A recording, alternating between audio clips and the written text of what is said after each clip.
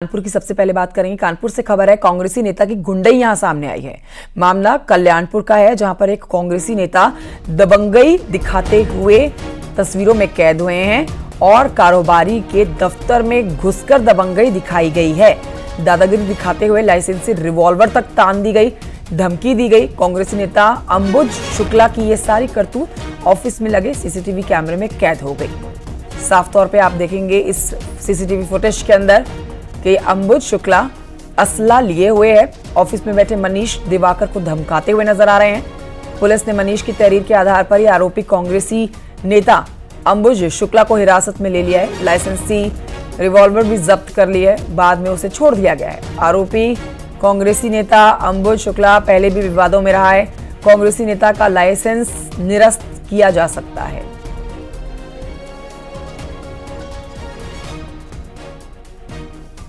आज कल्याणपुर थाना क्षेत्र के अंतर्गत मनीष दिवाकर नामक व्यक्ति द्वारा, जो कि अथर्व कंस्ट्रक्शन प्राइवेट लिमिटेड में कार्यरत हैं, के द्वारा पुलिस को यह सूचना दी गई कि अंबुज शुक्ला नामक एक व्यक्ति के द्वारा अपने साथियों के साथ मिलकर इनके ऑफिस में आकर अपने असलहे के लाइसेंसी असलहे के बल पर इनको धमकी दिया गया है। इस सूचना पर पुलिस मौके पर पहुंची और वहां के सीसीटीवी फुटेज वगैरह का अवलोकन किया, जिसमें यह बात सत्य प्रतीत होती है, जिसमें कि अंबुज शुक्ला अपने लाइसेंसी रिवॉल्वर के साथ वहां ऑफिस में आकर धमकी देते हुए दिखाई दे रहे हैं। इसके बाद पुलिस ने त्वरित कार्रवाई करते हुए अंबुज शुक्ला और उनके साथियों को पूछताछ हेतु हिरासत में लिया है। और आइए आगे बढ़ते हैं, आपको बताते हैं उत्तराखंड शासन से बड़ी जुड़ी हुई एक खबर आ रही है, जहां पर मुख्य सचिव राधा रतूड़ी को मिला है सेवा विस्तार। 31 मार्च को मुख्य सचिव को रिटायर होना था।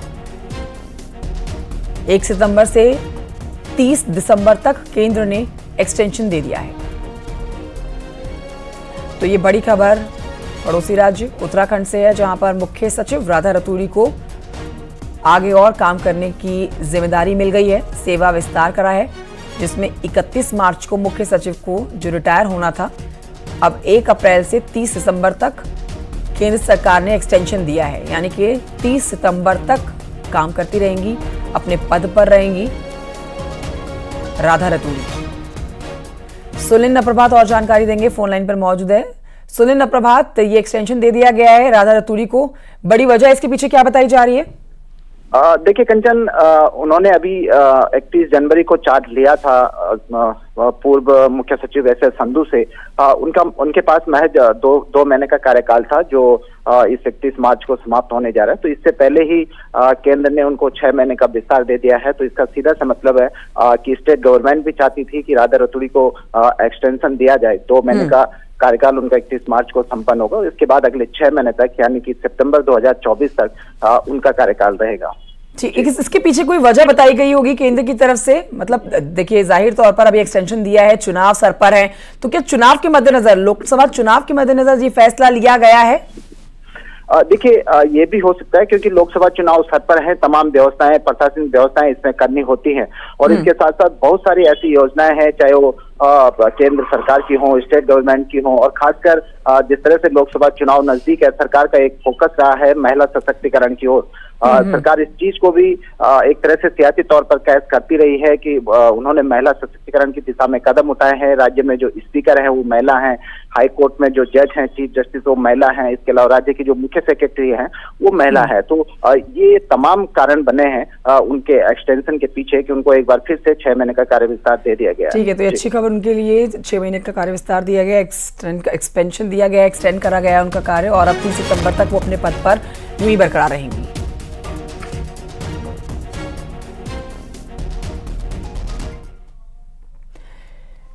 अब आगे बढ़ते आपको बताते हैं कि आज होगी यूपी बीजेपी कोर कमेटी की अहम बैठक, जिसमें सुबह 11:30 बजे इस कोर कमेटी की बैठक को होना है। सीएम योगी बैठक में शामिल होने जा रहे हैं, भूपेंद्र चौधरी भी बैठक में शामिल होंगे, संगठन महामंत्री धर्मपाल सिंह भी बैठक में शामिल होंगे, उप मुख्यमंत्री केशव प्रसाद मौर्य, ब्रजेश पाठक भी इस बैठक में मौजूद रहेंगे।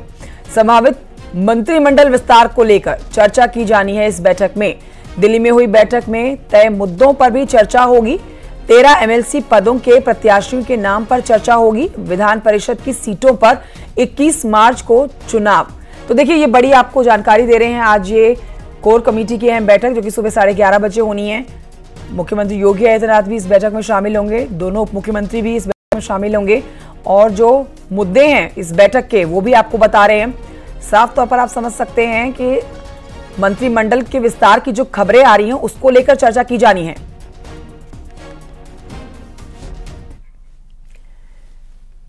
लोकसभा चुनाव से जुड़ी हुई एक बड़ी जानकारी आप तक पहुंचा रहे हैं। यूपी में बीजेपी ने 32 सीटें फाइनल कर ली हैं, जिन्हें होल्ड किया गया है फिलहाल।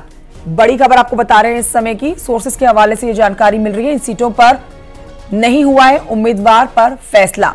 सोर्सेस ये जानकारी दे रहे हैं 32 सीटों पर पार्टी में मंथन जारी है।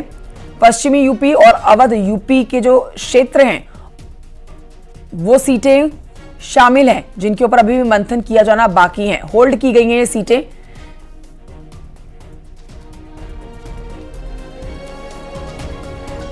संकेत मेरे सहयोगी और जानकारी के साथ जुड़ गए हैं लाइव हमारे साथ। संकेत की तरफ चलेंगे और संकेत से विस्तार से समझेंगे खबर को। संकेत, आज बैठक होनी है और देखिए बैठक जो होनी है वो कई मायनों में अहम है, क्योंकि इस बैठक में मुख्यमंत्री योगी आदित्यनाथ मौजूद रहेंगे। बीजेपी कोर कमेटी की बैठक है, तो इस बैठक के मुख्य एजेंडे क्या हैं?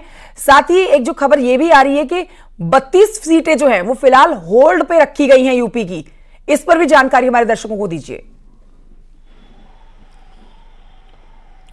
बिल्कुल, सबसे पहले बात करते हैं जो मुख्यमंत्री आवास पर 11:30 बजे बैठक होगी कोर कमेटी की। इस कोर कमेटी की बैठक में मंथन किया जाएगा जो प्रस्तावित उत्तर प्रदेश सरकार का, योगी सरकार का मंत्रिमंडल का विस्तार है, इस पर मंथन किया जाएगा। और एमएलसी की 13 सीटों पर 21 मार्च को मतदान होना है, उनके प्रत्याशियों के नामों पर इस बैठक में चर्चा की जाएगी। आज की ये बैठक कोर कमेटी की उत्तर प्रदेश की सियासी लिहाज से काफ़ी महत्वपूर्ण है और इस बैठक में मंथन होगा कि जो केंद्र से दिशा निर्देश मिले हैं, जो भारतीय जनता पार्टी की दिल्ली में बैठक हुई थी, उन दिशा निर्देशों को कैसे उत्तर प्रदेश में लागू करना है उन पर भी बातचीत की जाएगी। बोर्ड, आयोग, निगम में किस तरीके से लोगों को समायोजित करना है वह सूची लगभग तैयार हो चुकी है, उस पर भी कोर कमेटी की बैठक में मंथन किया जाएगा। तो कोर कमेटी की बैठक काफी अहम है।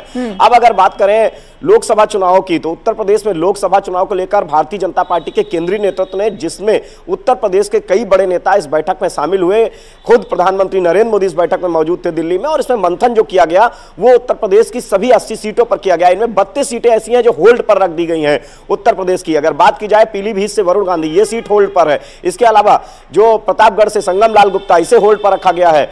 आजमगढ़ से दिनेश लाल यादव निरहुआ, इसे भी होल्ड पर रखा गया है। मेरठ होल्ड पर है, सहारनपुर होल्ड पर है। ऐसी 32 सीटें होल्ड पर हैं। और अगर बात की जाए जो जिनको हरी झंडी मिल चुकी है, जल्द ही भारतीय जनता पार्टी इन 48 जो नामों का ऐलान कर सकती है जिन पर मंथन हुआ है, उनमें अगर बात करें धौरारा से रेखा वर्मा, ये प्रत्याशी हो सकती है अगर सूत्रों की माने तो। इसी तरीके से सीतापुर से राजेश वर्मा, एक बार फिर लखीमपुर खीरी से अजय मिश्रा टैनी चुनावी मैदान में नजर आ सकते हैं लोकसभा।